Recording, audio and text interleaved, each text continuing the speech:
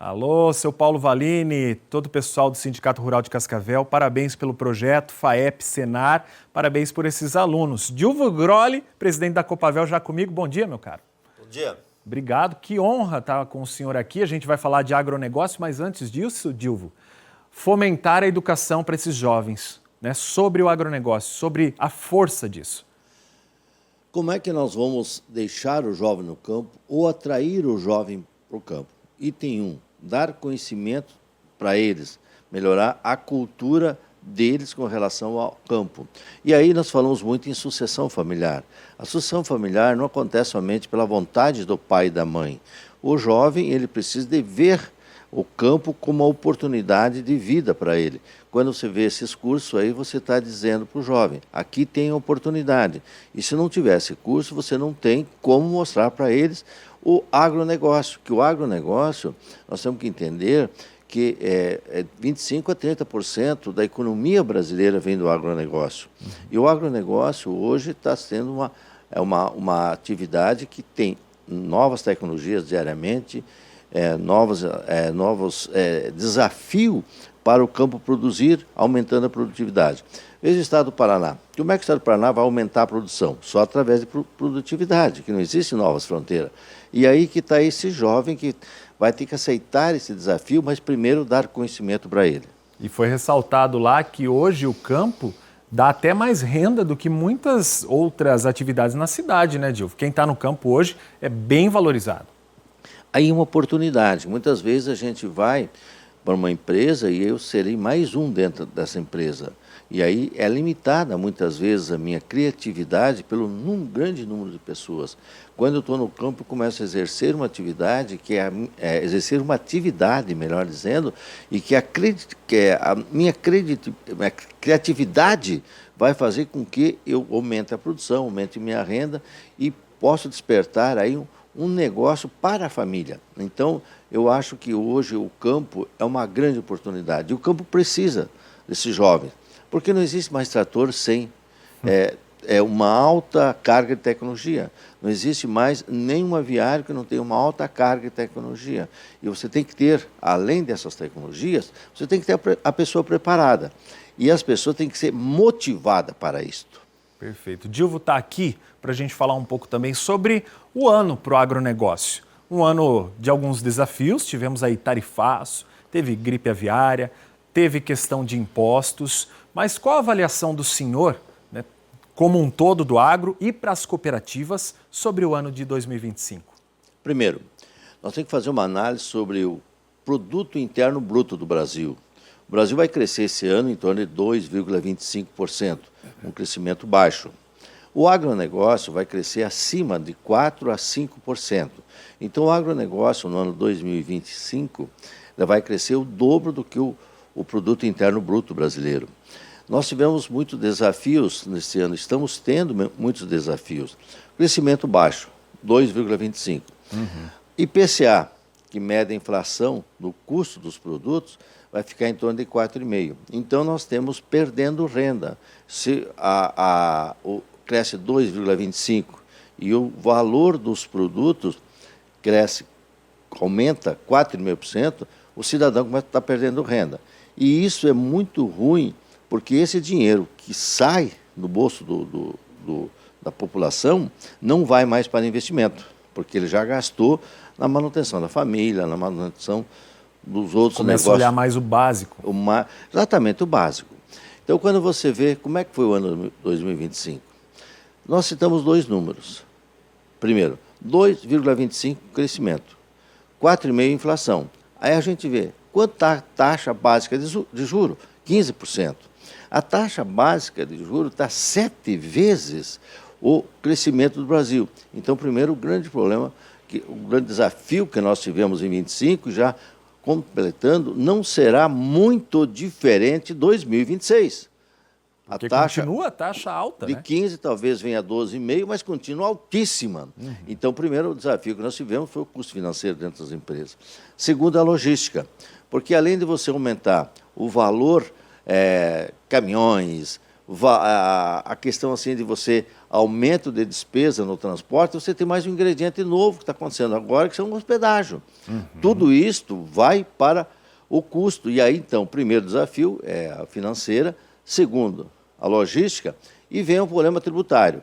O problema tributário está crescendo no Brasil.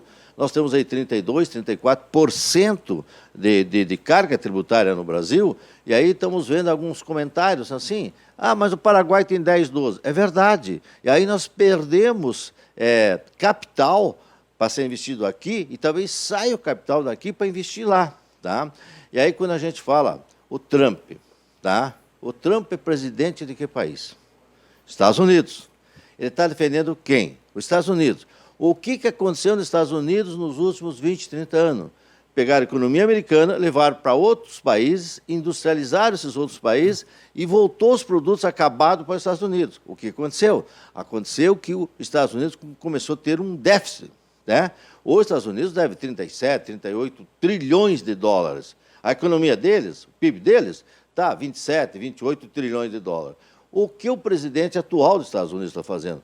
Está fazendo com que as empresas que foram para fora, industrializaram, colocaram indústria no outro país e que está pondo tarifa para entrar lá dentro e vender os seus produtos para inverter o processo e voltar à industrialização criar dentro do país. Riqueza dentro do país. Estados Unidos. Isso serve de exemplo a todos. Se eu sou um país como foi atingido o Brasil, eu tenho que sentar na mesa das negociações, que há interesse comum. Café, tem interesse nos Estados Unidos? Tem. Então, ele já tirou a tarifa. Então, todos os produtos que foram atingidos têm que sentar-se na mesa de negociação e há interesse dos dois países. Há também a geopolítica internacional de como que a gente vai administrar, certo? Uma convivência dentro da geopolítica internacional. Que é importante isso aí, porque você começa a dividir o mundo em blocos. E qual bloco que você vai pertencer? Ô Dilvo, você que está à frente da Copavel e mais ligada a outras cooperativas também, na questão de grãos, exportação de carne suína, peixes, aves, chegaram a sentir um pouco essa questão de tarifaço, briga internacional em 2025? Tarifaço. Quer dizer, vamos lá. O Brasil, o primeiro produtor de soja, e nós não vendemos soja para os Estados Unidos, vendemos para a China. O que nós temos que pensar é ter uma convivência boa com a China, porque nós somos concorrentes dos Estados Unidos para vender soja na China. Soja, milho.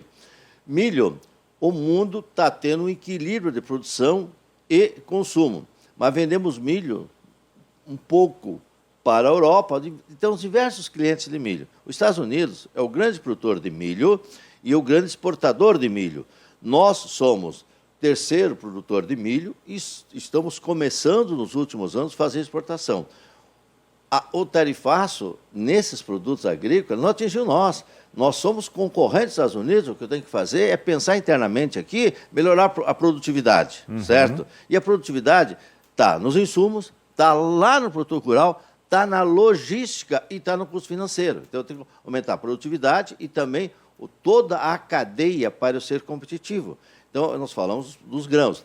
Quando nós entramos na área do frango, do suíno, nós somos altamente competitivos. Tá? O custo do Brasil é menor do que o custo americano. E aí o que nós temos que fazer? Expandir o mercado. Somos líder, somos terceiro maior produtor de carne de frango do mundo. Terceiro maior produtor. Perdemos para os Estados Unidos, perdemos para a China. A China produz carne de frango somente para o consumo dela. Os Estados Unidos produz carne de frango e exporta pouco, bem menos que o Brasil. O que nós temos que ter é competitividade para que este frango nosso seja mais competitivo em questão de preço do que o americano lá em todos os países compradores. O suíno, temos muito para crescer no suíno. Mesmo que nós não tenhamos uma tradição para o consumo de suíno, mas o mundo tem, principalmente a Europa.